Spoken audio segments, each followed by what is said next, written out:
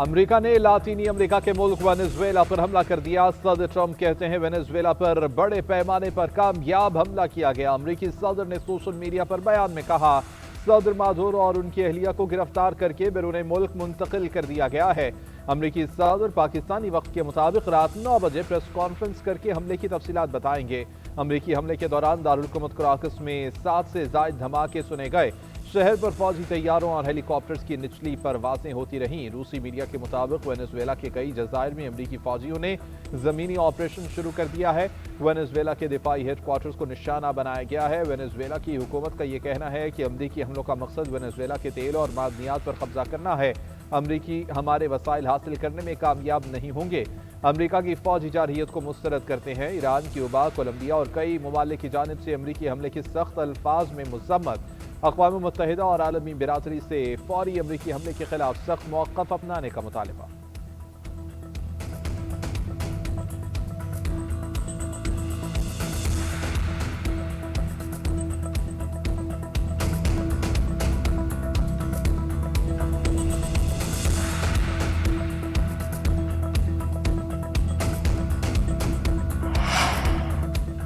Venezuela کے صدر کو امریکی اہلکاروں نے گرفتار کر لیا ہے۔ نکولس مادورو کو امریکہ میں فوجداری مقدمات کا سامنا کرنا ہوگا۔ امریکی وزیر خارجہ مارکو روبیو کی سینیٹر مائک لی سے ٹیلی فونک گفتگو، کہا کہ امریکی کارروائی آرٹیکل 2 کے صدارتی اختیارات کے دائرے میں آتی ہے۔ دوسری جانب کولمبیا کے صدر پیٹرو نے وینزویلا سرحد پر فوج تعینات کرنے کا حکم دے دیا۔ صدر کولمبیا کا کہنا ہے کہ امریکی کارروائی لاطینی امریکہ کی خود مختاری پر حملہ ہے۔ ثبوت دیا جائے کہ وینزویلا کے صدر مادورو اور ان کی اہلیہ زندہ ہیں۔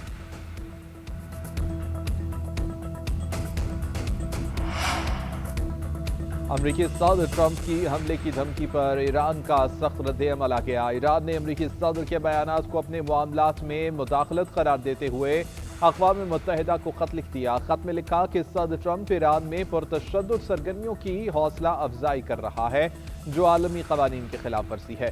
بیرونی دباؤ یا فوجی مداخلت کے بہانے بدامنی کو بھڑکانا ایرانی خود مختاری کے خلاف ہے۔ ایرانی قومی سلامتی کونسل کے سیکرٹری علی لاریجانی نے کہا ایران کی سلامتی کی طرف بڑھنے والا ہر مداخلت پسند ہاتھ کاٹ دیا جائے گا۔ امریکی صدر ٹرمپ نے گزشتہ روز کہا تھا کہ اگر ایران پرامن مظاہرین کو قتل کرے گا تو امریکہ ایران میں مداخلت کرے گا۔ تہران نے پرامن مظاہرین کے خلاف تشدد کیا تو امریکہ انہیں بچانے کے لیے تیار ہے۔ ہم نے کارروائی کی پوری تیاری کر رکھی ہے۔ امریکی صدر نے فضائی حملے کا اشارہ دیتے ہوئے کہا تھا کہ ہم لاکڈ اور لوڈڈ ہیں۔ پاکستان ایئر فورس کا مقامی طور پر تیار کردہ تیمور کروز میزائل کا کامیاب تجربہ۔ Taimoor weapon system 600 kilometre range کا حامل، جدید نیویگیشن اور گائیڈنس نظام سے لیس ہے۔ میزائل دشمن کی ایئر ڈیفنس اور میزائل سسٹم سے بچ کر کم بلندی پر پرواز کی صلاحیت کا حامل ہے۔ تیمور کروز میزائل سسٹم روایتی ہتھیار لے جانے کی صلاحیت کا حامل ہے۔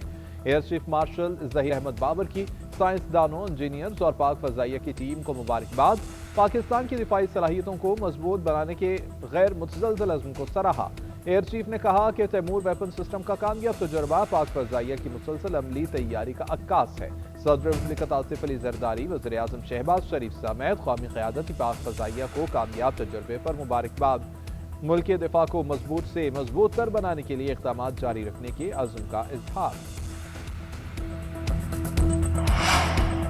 چین کے ساتھ اسٹریٹجک تعلقات پر مذاکرات کے لیے نائب وزیر اعظم اسحاق ڈار کا بیجنگ کا دورہ۔ کل 7ویں پاک چین وزرائے خارجہ اسٹریٹجک ڈائیلاگ میں پاکستان کی نمائندگی کریں گے۔ اسٹریٹجک ڈائیلاگ میں پاکستان اور چین کے درمیان دو طرفہ تعاون کے تمام پہلوؤں کا جائزہ لیا جائے گا۔ شراکت داری کے نئے شعبوں میں نشاندہی کی جائے گی۔ ترجمان دفتر خارجہ کے مطابق اسحاق ڈار 2026 میں چین کا دورہ کرنے والی پہلی غیر ملکی اعلیٰ شخصیت ہے۔ اسحاق ڈار چینی وزیر خارجہ کی دعوت پر یہ دورہ کر رہے ہیں۔ دوسری جانب نائب وزیر اعظم اسحاق ڈار اور سعودی وزیر خارجہ فیصل بن فرحان کا ٹیلی فونک رابطہ، خطے کی تازہ صورتحال، دو طرفہ تعلقات اور علاقائی امور پر تبادلہ خیال۔ اسحاق ڈار نے کہا خطے کے تمام فریقین کو سنگین اقدامات سے گریز کرنا چاہیے۔ تمام تنازعات کا حل مذاکرات اور سفارتکاری کے ذریعے تلاش کرنا ناگزیر ہے۔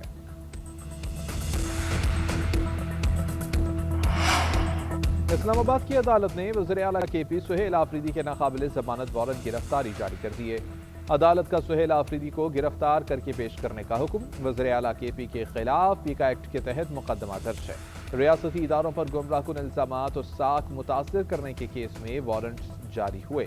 سینئر سول جج عباس شاہ نے مقدمے کی سماعت کی۔ مزید سماعت 17 جنوری تک ملتوی۔